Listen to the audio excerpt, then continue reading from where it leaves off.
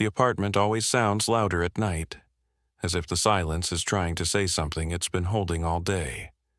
The refrigerator hums like a nervous confession. Pipes click. The city outside breathes in restless intervals. I sit on the couch with the lights off, watching the glow of my phone reflect off the dark window, and I think, this is what waiting looks like when you don't know you're waiting for the truth. Laura leaves sticky notes when she works late. She says it's so I won't worry. Bright yellow, crooked handwriting, always the same message. Night shift. Don't wait up. She sticks them to the fridge like a ritual, right beside the grocery list and a postcard from a place we never went back to. I peel one off, smooth the corner, and tell myself this is what marriage looks like after 5 years. Clipped messages, and trust stretched thin but unbroken. She works the front desk at a hotel downtown. That's the story anyway, evening to morning. Guests checking in half drunk. Businessmen flirting badly. Lonely travelers asking for places to eat at midnight. She says it drains her. That by the time she gets home, her feet ache and her head is empty. I nod, listen, rub her shoulders when she lets me. Love doesn't demand proof, I tell myself. Love assumes. Some nights I fall asleep before she leaves. Other nights I stay awake just long enough to hear the door close softly. Too softly, like she doesn't want to disturb the air.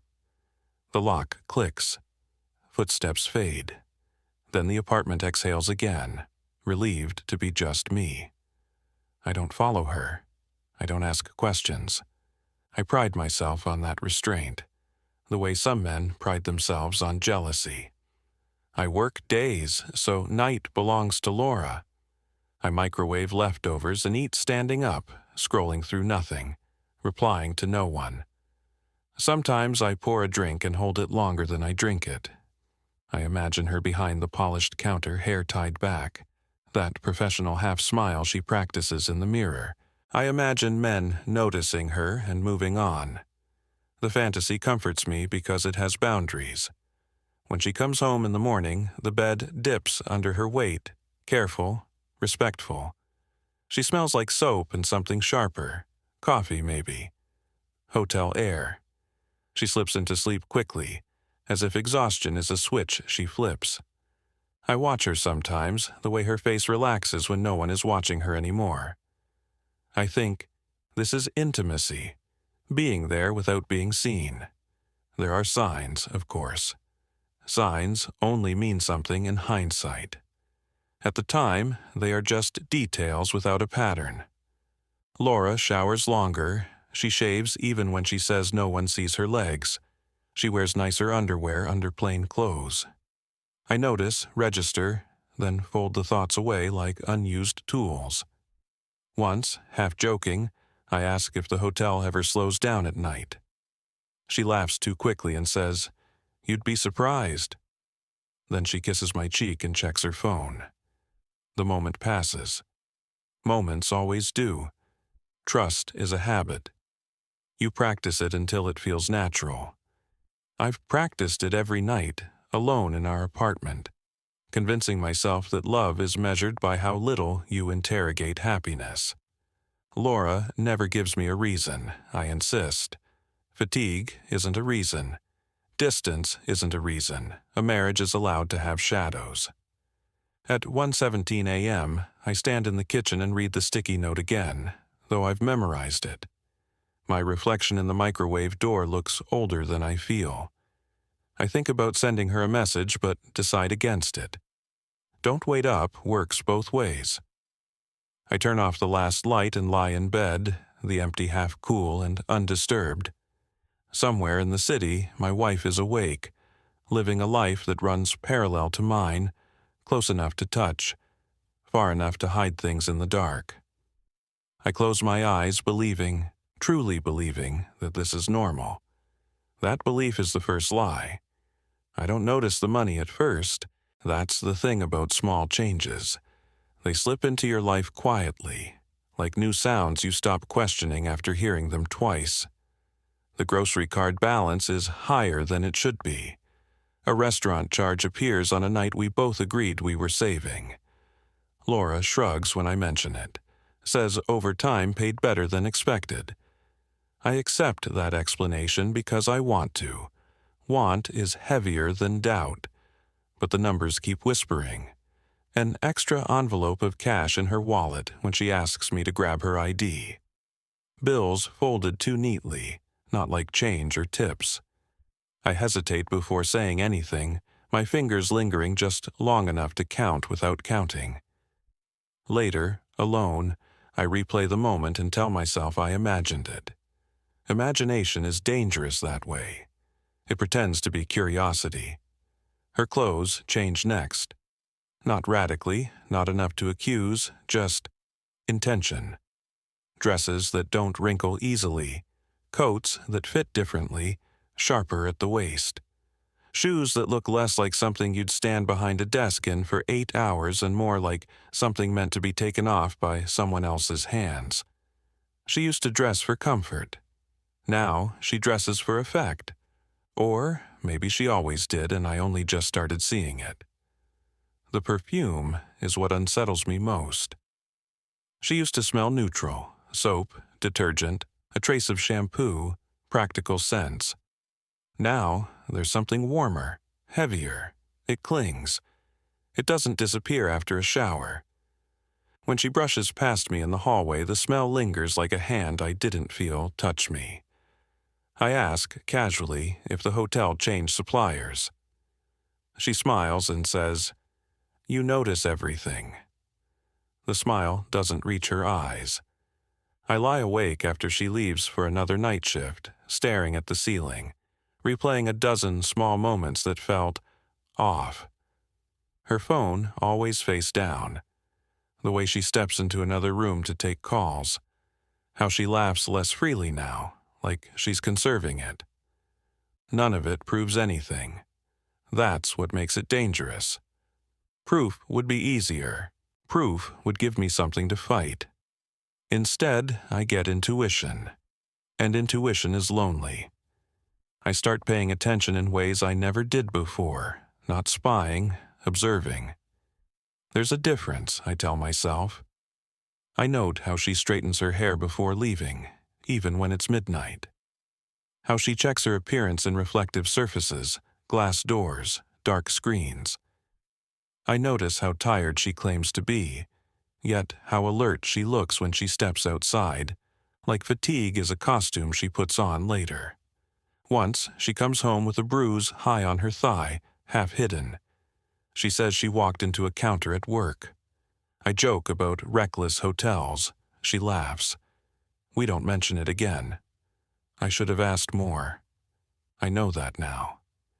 At the time, silence felt like kindness. The money grows harder to ignore. A bill paid early. A debt I didn't know we'd cleared suddenly gone. When I bring it up seriously, she snaps back gently but firmly, says she's allowed to contribute. The word allowed hangs between us longer than it should. I apologize. She kisses me, distracted, already elsewhere. I wonder, briefly, if there's someone else. The thought makes my chest tighten, but it still feels wrong. Affairs are emotional, messy. Laura is too controlled lately, too disciplined. Whatever this is, it isn't romance. I don't know why that distinction matters, but it does. At work, I lose focus. Numbers blur. Conversations slip past me. I catch myself staring at my reflection again, searching for clues on my own face. Do betrayed men look different before they know? Is there a visible gap between suspicion and certainty? Every night when I see the sticky note, I read it slower. Night shift. Don't wait up. It starts to sound less like reassurance and more like instruction. I obey it like everything else. Trust doesn't break all at once. It thins. It stretches. It asks you how much uncertainty you're willing to live with. And I, apparently, am willing to live with quite a lot. I go to bed convinced I'm overthinking. That, too, will turn out to be a lie. It happens on an ordinary afternoon, which somehow makes it worse. No thunder, no warning.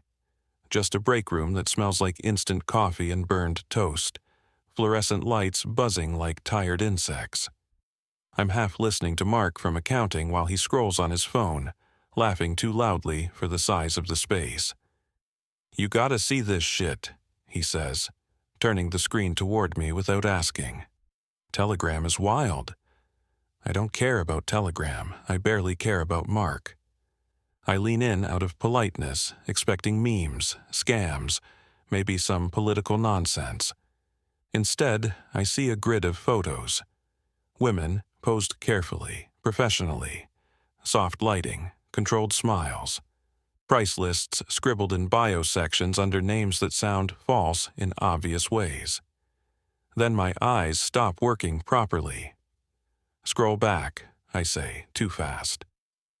Mark raises an eyebrow but does it anyway, his thumb flicking lazily.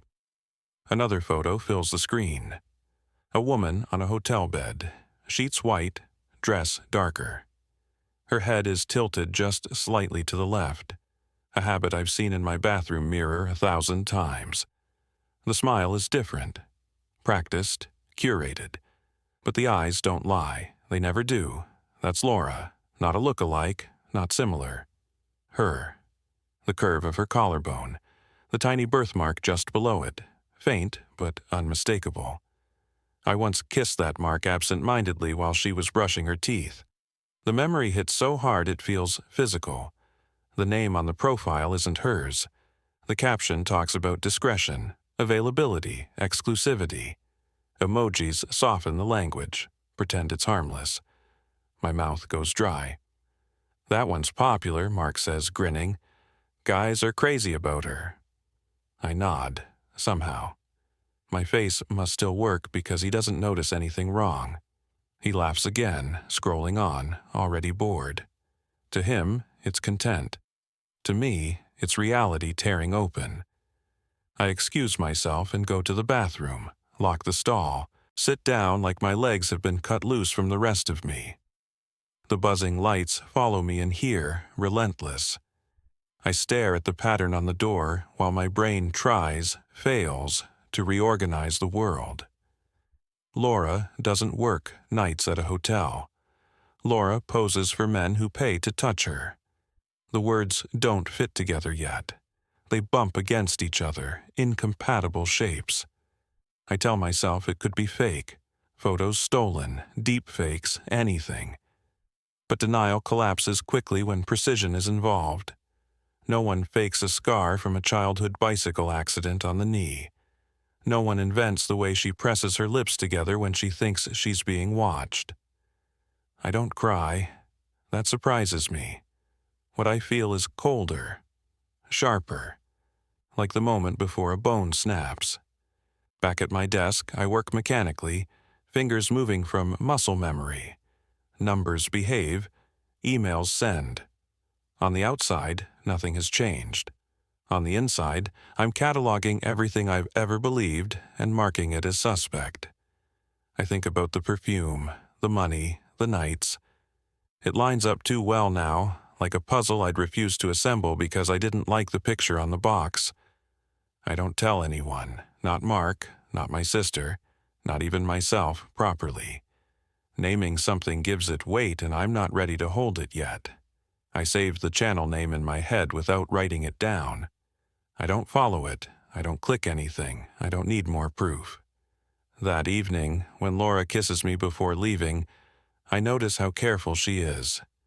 How gentle, as if she's afraid I might bruise. I almost say something.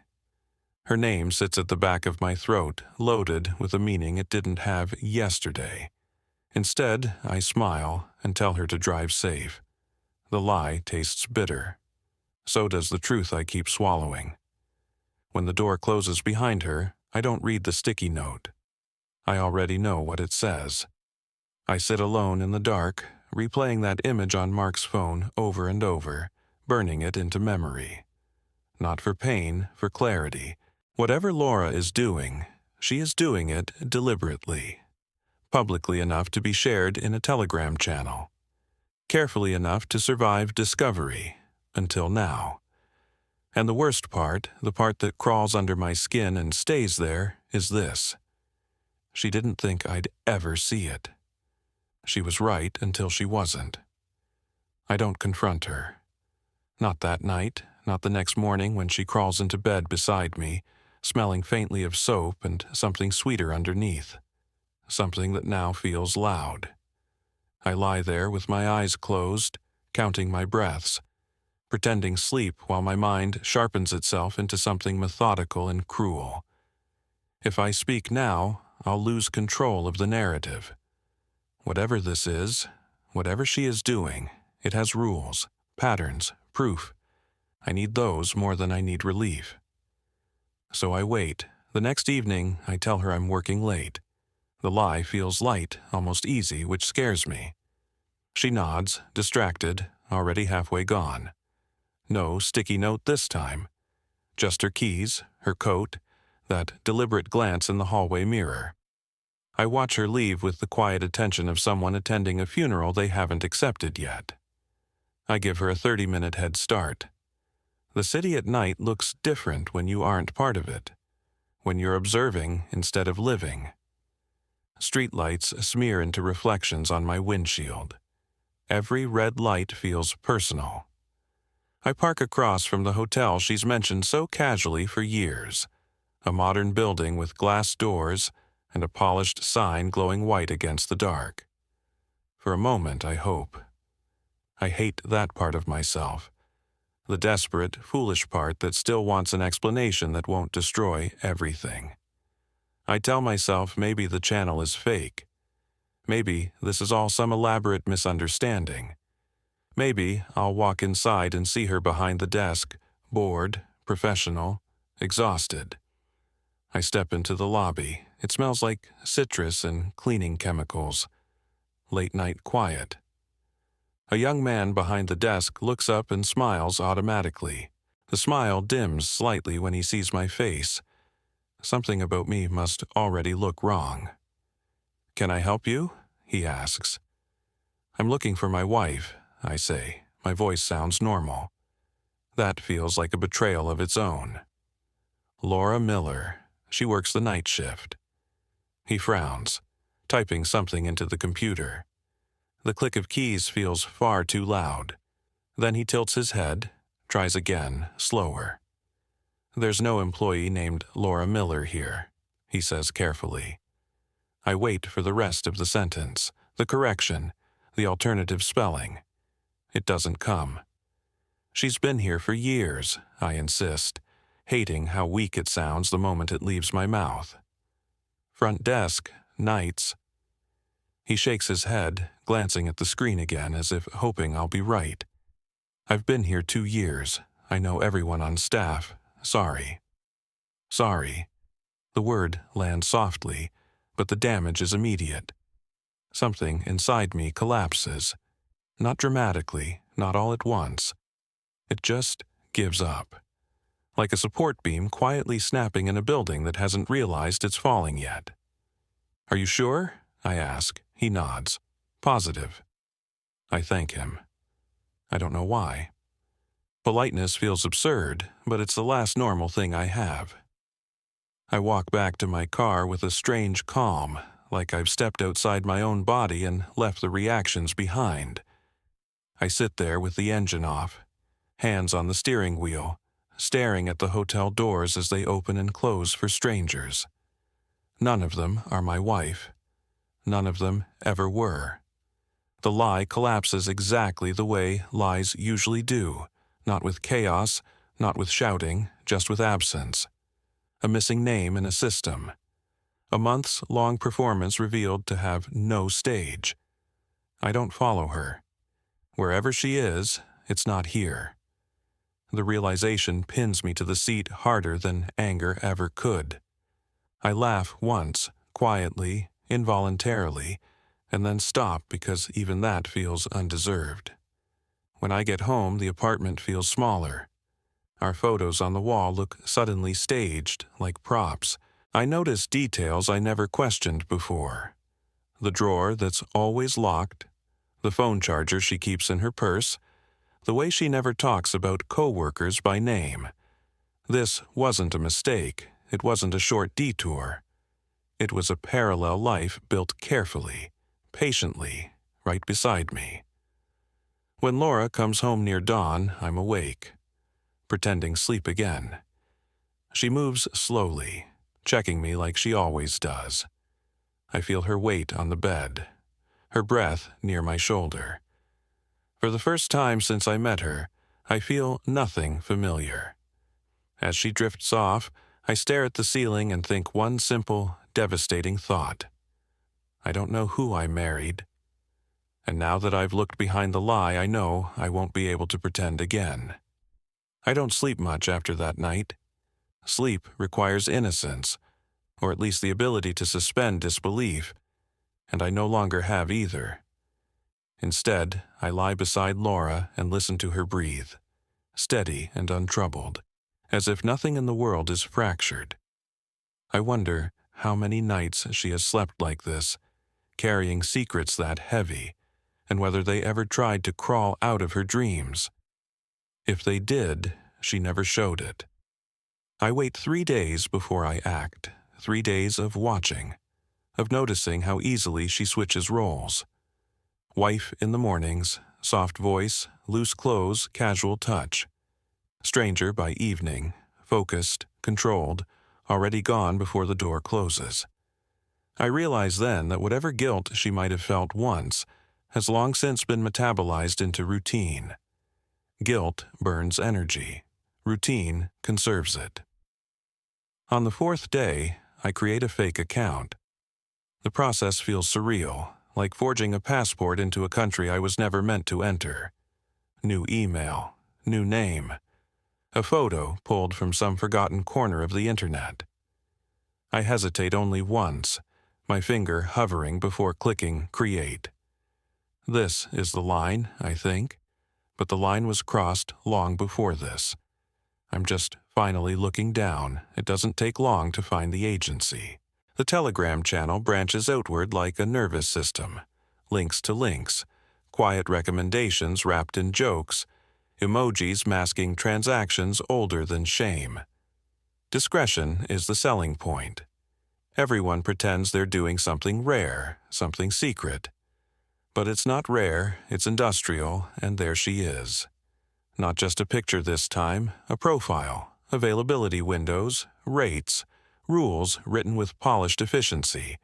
No complications, no personal questions, boundaries firm but negotiable at a price. Her chosen name sits at the top, elegant and detached. It feels obscene to read it, knowing her real one, knowing how carefully she separated the two. I don't message her, not directly. I don't know if I could survive seeing her respond to me like I'm anyone else. Instead, I contact the agency. I ask the kinds of questions a client would ask. Neutral, curious, calm. They answer quickly. Schedules are shared without hesitation. Locations rotate. Hotels, apartments, places chosen for anonymity. Laura's availability is listed in blocks that align perfectly with her night shifts. Mondays, Wednesdays, Fridays, consistent, predictable, not survival, planning. That realization cuts deeper than anything so far. This isn't desperation spiraling out of control. This is structure. This is a system she learned and mastered. She isn't barely holding on, she's functioning, thriving even. I picture her walking into those rooms with the same confidence she used to reserve for job interviews. She knows the script. She knows how to make men feel seen without ever being known. I scroll until my eyes ache. Reviews. That's what finally makes me stop. Words written by strangers about my wife's body, her voice, her attentiveness. They describe sex like a service. Intimate details reduced to bullet points. They thank her, praise her professionalism. One mentions her eyes, how they make you forget reality for an hour. I close the app. The room feels too small to contain what I'm feeling. It isn't rage. Not yet. It's a hollow clarity, like standing on a cliff after the fog lifts. I finally understand the scale of the lie. Not the sex, that's just the visible part. The real betrayal is how completely she learned to live without me. She didn't need my permission, didn't need my help, didn't even need my ignorance, apparently. She built an entire existence that ran parallel to our marriage, intersecting only when convenient. That night, when she leaves, I watch from the window instead of the couch. I see how she straightens her posture as she steps outside, how her walk changes. Purposeful, grounded. This is her other life taking over. I'm just the place she rests between shifts. I almost follow her. Almost. I even pick up my keys, but I stop. Seeing would destroy me. Knowing already has. So I sit there, alone, scrolling through her schedules like they're weather reports. Data instead of emotion. Facts instead of love. I don't cry, I don't punch walls. There's no dramatic collapse. Just a quiet, terrible understanding settling into place. Laura doesn't know I've seen any of this. To her, I'm still the man who trusts her. The man who waits up only sometimes, who believes exhaustion explains everything. For now, I let her keep that illusion. Because once I speak, once I ask the question she's been avoiding for years, there will be no second life left to hide in. I find the documents by accident, which feels almost insulting given how much effort everything else required. No passwords cracked, no drawers forced open. Just a thin cardboard folder slipped behind the tax papers, tucked so carelessly it suggests familiarity, like she'd handled it so often she'd stopped seeing it. I'm looking for an old bank statement when it happens. I pull one stack free, another slides with it, and the folder spills onto the kitchen table. Envelopes, legal formatting. Words that don't belong in a marriage built on shared groceries and weekend routines. Final notice. Collection agency. Interest accrued. I sit down because my legs decide to stop cooperating. The dates jump out first. Years old. Older than our wedding. Older than the engagement ring she cried about, saying no one had ever chosen her so completely. The amounts are brutal. Numbers that don't just represent money but years of panic, avoidance, survival. This wasn't a credit card gone wild. This was something foundational, something crushing. I read everything. Loan consolidation offers she never accepted. Threats dressed up as professional courtesy. One letter mentions legal action, another mentions garnishment. There are handwritten notes in the margins, calculations, dates, reminders, written in her careful script. She didn't ignore the debt, she carried it, quietly, intensely. Suddenly, the timeline shifts. The escort money makes sense now, not morally, logically, a way out that didn't involve confessing weakness. Shame is efficient like that. It finds solutions pride would never allow. I imagine her doing the math late at night, realizing how many hours of sex equaled freedom. How many nights bought silence from creditors. How close relief always stayed without ever arriving. The understanding hits hard, and for a dangerous moment it softens me. I think about her fear. About how hard it is to admit you're drowning when someone believes you're already swimming. About how much she must have hated herself the first time, and how quickly hate can turn into habit when the alternative is collapse. But the sympathy doesn't last. Because every page I read confirmed something else just as clearly. She chose this path before she chose me, and she chose not to tell me every day afterward. Marriage didn't interrupt this secret, it just ran alongside it. Our shared life wasn't a shelter, it was camouflage. I imagine how the conversation could have gone if she'd told me the truth early on. The fights, yes, the fear, but also solutions, plans, shared burden. I would have helped. God help me, I would have shouldered it with her. That knowledge is heavier than anger. Instead, she let me believe I was protecting her from exhaustion while she was protecting herself from my pity. When she comes home that morning, I watch her move through the apartment, unaware that the floor beneath her has cracked. She hums softly while making coffee. She avoids my eyes, not suspiciously, just practiced. I wonder how long she's known how to look without seeing. I put the folder back exactly where it was. Not because I forgive her, not because I'm done, but because the truth, once fully assembled, deserves to be presented intact. Not as an accusation, as a reckoning. Later that day, I sit alone and stare at the wall, and the final piece falls into place with merciless clarity. She didn't sell her body because she wanted to. She sold the truth because she couldn't afford to lose control. Understanding that doesn't erase the betrayal, it sharpens it. Because now I know this wasn't chaos. It was a choice made again and again, reinforced with silence, paid for with deception. And the question I can't stop asking myself is this: if she could hide something this big for this long, what else does she still believe I'm not strong enough to see? The answer, I suspect, will come soon. I don't plan a speech. I don't rehearse questions. Anything I might prepare would turn into an argument, and arguments imply there's still something to win. I'm past that. What I want now is alignment, the truth matching the shape it has already taken inside me. So I wait. 3 a.m. is a strange hour, honest, unprotected. Even lies are tired by then. I sit at the kitchen table with the overhead light on, untouched coffee gone cold between my hands. The chair across from me is empty, but it feels occupied by everything she hasn't said. I don't check the time again, I don't need to. My body knows when the lock finally turns. The door opens softly. Of course it does. Laura always moves like sound is something she must earn. She steps inside, closes the door behind her with careful finality, and freezes when she sees me. For a moment, neither of us speaks. She's dressed too carefully. Not elegant, controlled, hair brushed but not loose. Makeup half removed, like she couldn't decide which version of herself deserved to walk through the door.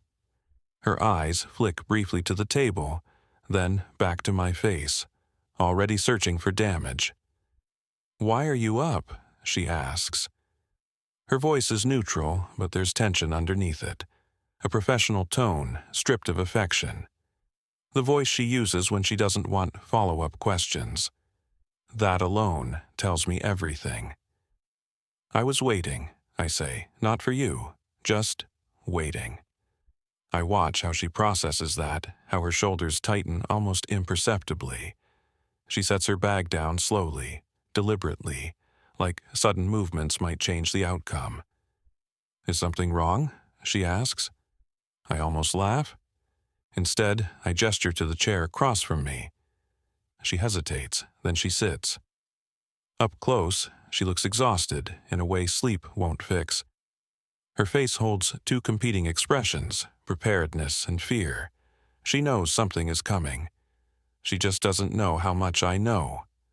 I could start anywhere, the telegram channel, the hotel, the money, the lies stacked carefully on top of each other.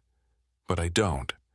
I ask the simplest question, the one that contains everything else.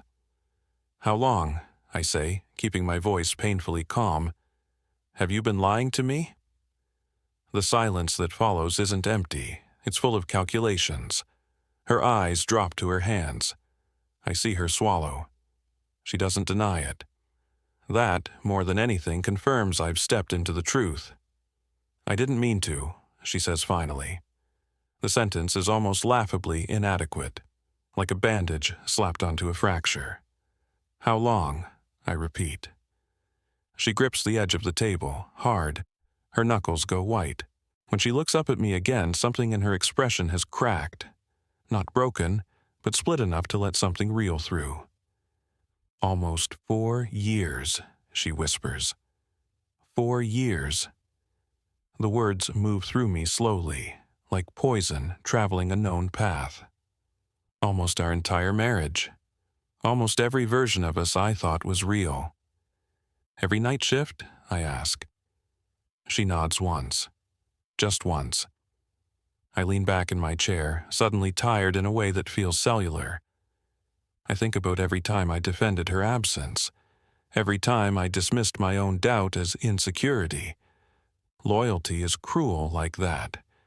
It turns you into your own accomplice. Why didn't you tell me? I ask. She closes her eyes. When she opens them, there are tears there, but no drama, just rawness. Because I didn't want you to look at me like I was broken, she says. Because I didn't want your pity. I thought I could fix it before it touched you. It's the wrong answer. Not because it doesn't make sense, but because it reveals exactly how little space she left for me inside her fear. So you took strangers instead, I say, not accusatory, precise. She flinches. I took control, she says. I survived. We stare at each other across the table. Two people who share a last name, but no longer a reality. I realize then that this conversation isn't a turning point. It's a confirmation. By the time she finishes speaking, by the time the silence settles again between us, the marriage I thought I was protecting has already ended. All that remains is honesty, sharp, unavoidable, and very, very late. And for the first time since this began, I don't feel confused at all. I feel awake. Once the door is open, everything spills out faster than either of us expects. Laura doesn't pace. She doesn't dramatize. She sits there, shoulders slumped now, the control finally bleeding out of her posture, and starts talking like someone reading a file they've memorized too well. She tells me about the debt first. How it started before we met. A bad decision layered on top of another.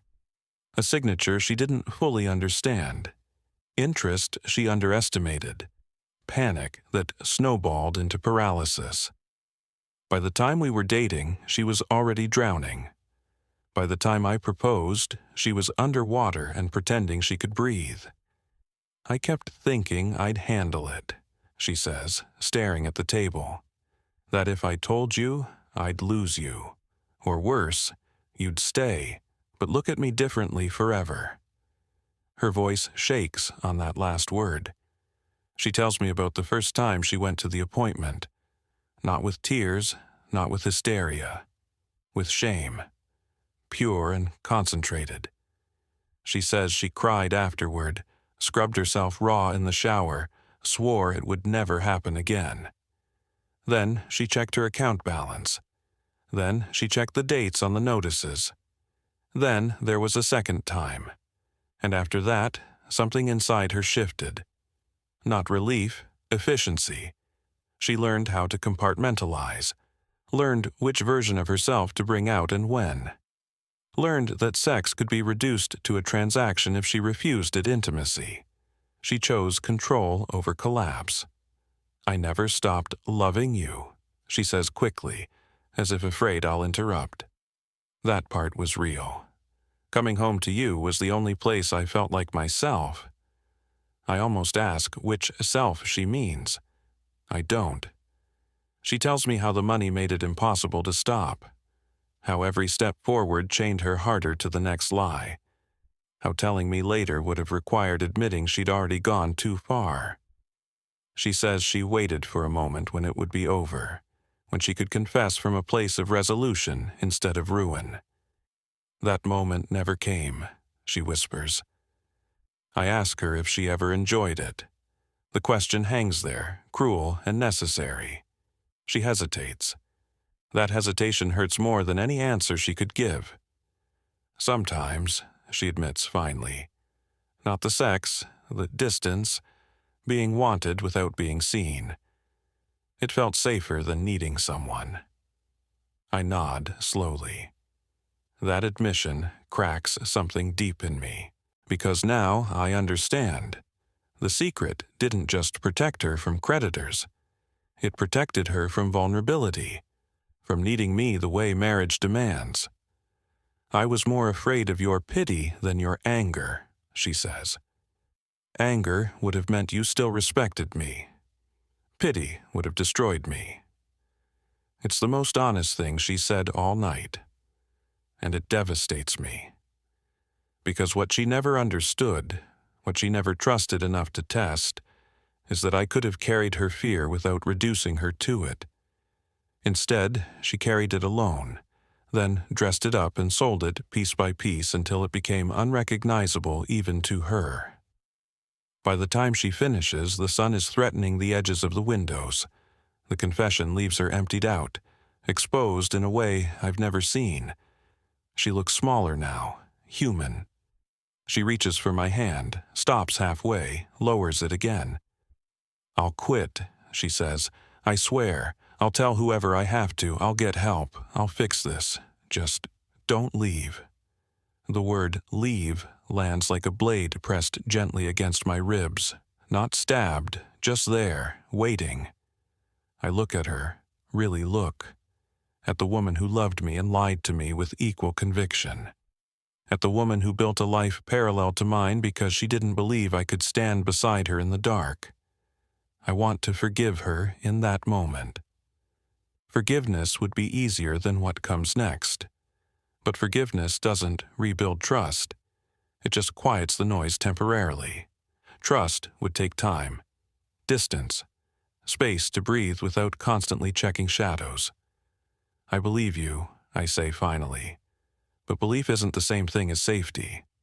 Her face crumples just slightly, enough. I don't know if I can live wondering who you're being every time you walk out the door, I continue. And that's not punishment, that's honesty. She nods slowly. She understands. That might be the hardest part of all, that she understands exactly why this can't be undone with promises. We sit there until the light fills the room. Two people surrounded by the aftermath of truth. The confession is complete. There's nothing left to reveal. What remains is choice. The apartment feels different once the sun is fully up. Morning exposes things night lets you pretend not to see. Dust in corners, faint cracks in paint. The narrowness of space you once thought was enough. Laura stands in the bedroom doorway with a quiet stillness I've never seen on her before. No acting, no preparation. Just a woman waiting for a verdict that neither of us wants to name that way. I'll stay somewhere else, she says softly. Not defensive, not dramatic, an offering. I nod, because if I open my mouth too quickly, something cruel might come out. And cruelty would feel dishonest now. This isn't about punishing her. It's about preserving the last shred of myself that still knows what certainty feels like. She moves slowly, packing only what's necessary, as if afraid sudden gestures might fracture the moment beyond repair. Clothes first. Toiletries. No jewelry. Not the framed photo of us from the coast 3 summers ago. That stays on the dresser, face down. We both pretend not to notice. I sit on the edge of the bed and watch, feeling like a guest at the dismantling of my own life. There's no argument, no bargaining, just the quiet recognition that some things can't coexist. Love and doubt, intimacy and secrecy, she knows it. I know it. Knowing doesn't make it easier. I meant it when I said I'd quit, she says without looking at me. Not because you asked, because I can't be two people anymore. I know, I reply.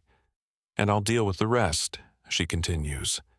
The debt, the consequences. I won't run from it behind your back again. Again. The word carries more weight than she intends. It acknowledges a pattern, not a mistake. Responsibility, finally, without expectation of reward. I stand and help her zip the suitcase.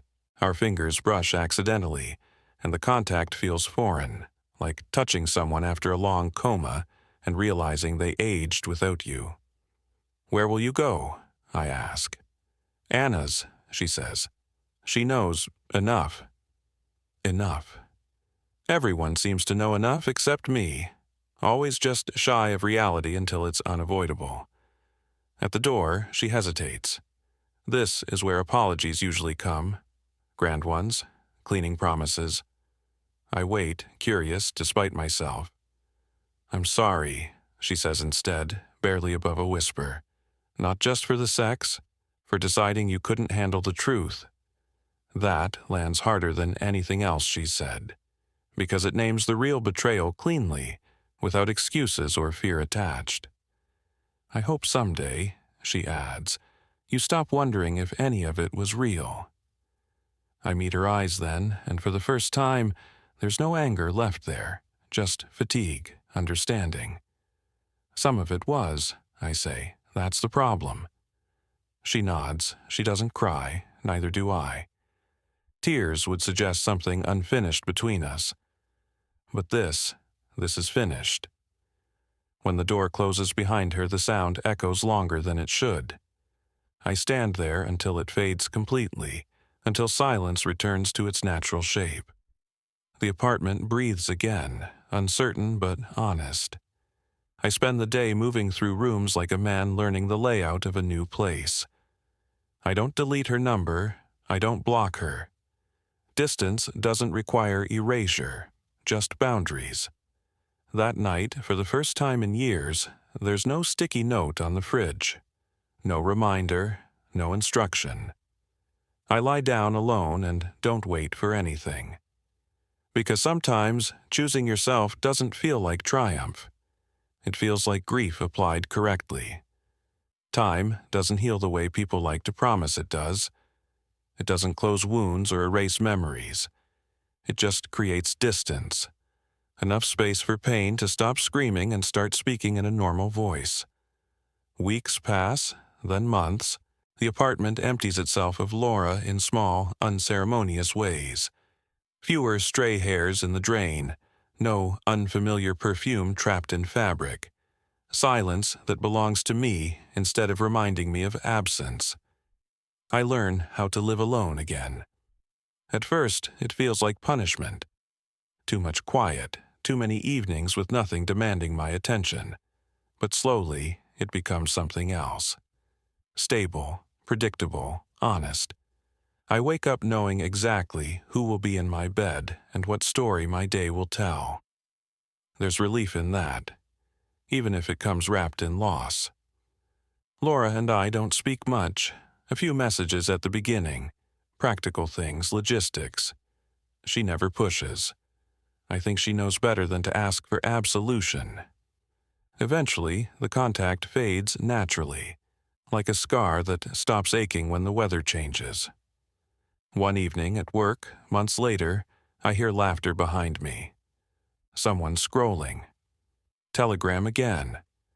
I catch a glimpse of familiar layouts, blurred skin, curated desire.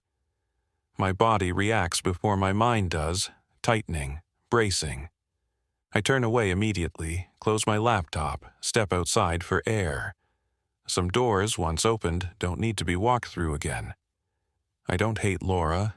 That surprises people when I admit it. Hate would require energy I no longer want to give. What I feel instead is something quieter and heavier, a permanent awareness. A scar, not an infection.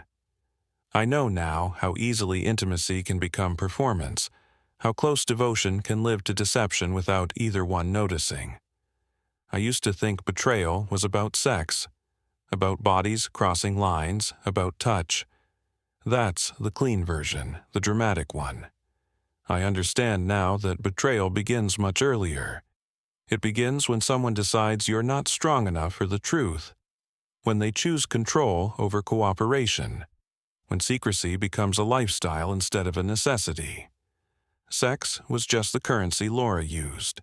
The real cost was trust, paid slowly, daily, without my consent.